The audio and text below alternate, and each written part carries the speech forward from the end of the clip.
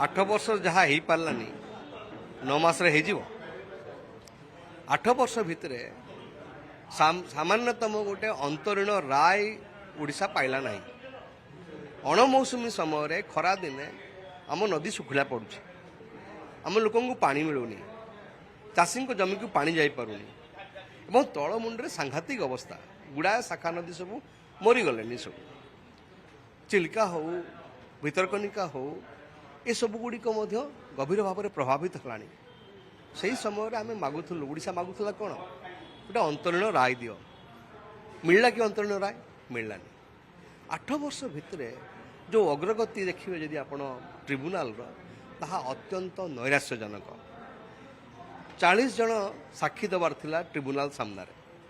छत्तीसगढ़ 20 ओडिशा 20 40 जन भितर 8 वर्ष भितर मात्र जड़े साक्षी दे पारला एवं विभिन्न जो डिपार्टमेंट अच्छी विभिन्न जो एजेंसी अच्छी केंद्र सरकार ओडिशा सरकार छत्तीसगढ़ सरकार आज पर्यंत डाटा सबू देना ट्रिब्यूनाल पाखरे राय केमती हम शुणाणी केमती हम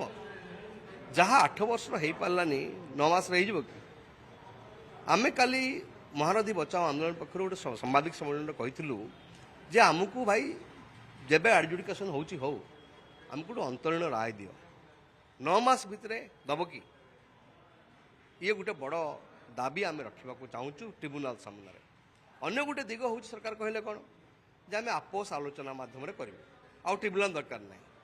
एडवोकेट जनरल भी कहले आउ ट्रिब्यूनाल दरकार ना ट्रिब्यूनाल हूँ गोटे माने वकिल पोषा गोटे स्थान गोटे से निजे कहते ना अच्छा जदि ट्रिब्यूनाल नुह समाधान रास्ता नुह आपोस आलोचना जदि समाधान रास्ता गत 2 वर्ष हो गला ए नुआ सरकार को आसबार कहीं अग्रगति कहीं गोटे कमिटी करदेला कमिटी 2 थर बसला थरे चा चलिखिया सरला आउ थे टे गपसप है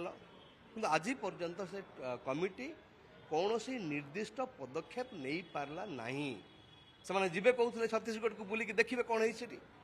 जापारे कि जनवरी 31 और फेब्रुआरी 1 जबार जापारे कहीं छत्तीसगढ़ राजी होनी सागर बसवाई ये वास्तवता लेट अस एक्सेप्ट इट तो से दृष्टि मोर कहवा कथा हूँ महानदी बचाओ आंदोलन कहवा कथा हूँ वर्तमान समय आसी गभीर भाव में ओडिशावासी को ओडिशार बुद्धिजीवी मानक ओडिशार राजनैतिक दल मानक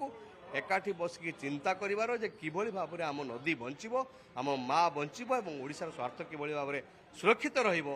एथिपाई आलोचना करवा निर्दिष्ट भाव में निष्पत्ति नबार समय आसी पहुँचुଛୁ आसंता 13 तारिख रे